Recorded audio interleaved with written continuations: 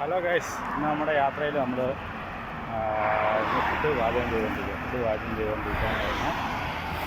നമുക്ക് ഇന്ന് കഞ്ഞി വെച്ചു, പിന്നെ അയല മേടിച്ച് കറി വെച്ചുകൊണ്ടിരിക്കുക. നമ്മുടെ കണ്ണപ്പൻ മലയാളിയാണ് നമുക്ക് വേണ്ടി പ്രിപ്പറേഷൻ ചെയ്യുന്നത്. കണ്ണപ്പൻ മലയാളി ഇങ്ങോട്ട് നോക്കാം.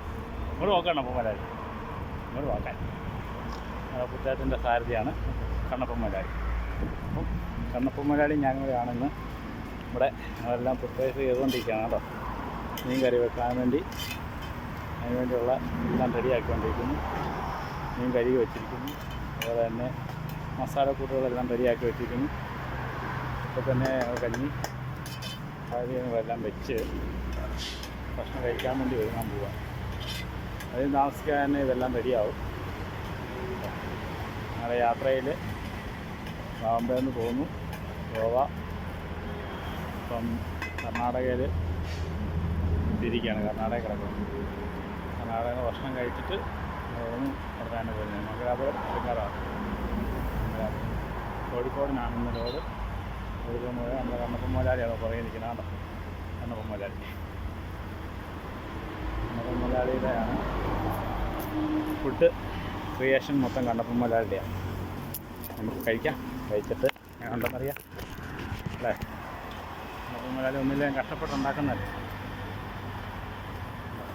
വളരെ ക്ലിയറല്ലേ.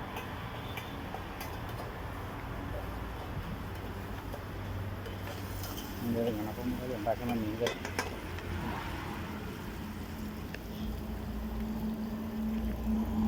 ഉണ്ടാക്കിയിട്ടാണ്.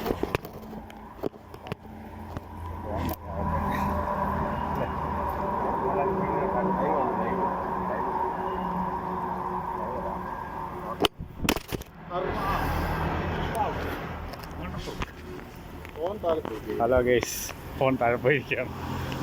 വീണ്ടും ഫോണ് ഞാൻ തൂത്ത് റെഡിയാക്കി എടുത്തിരിക്കുകയാണ്. ഫോൺ താഴെ പോയി, കവർ മൊത്തം റെഡിയായിപ്പോയി. ഇനിയിപ്പം കവറൊന്ന് തൂത്ത് റെഡിയാക്കണം.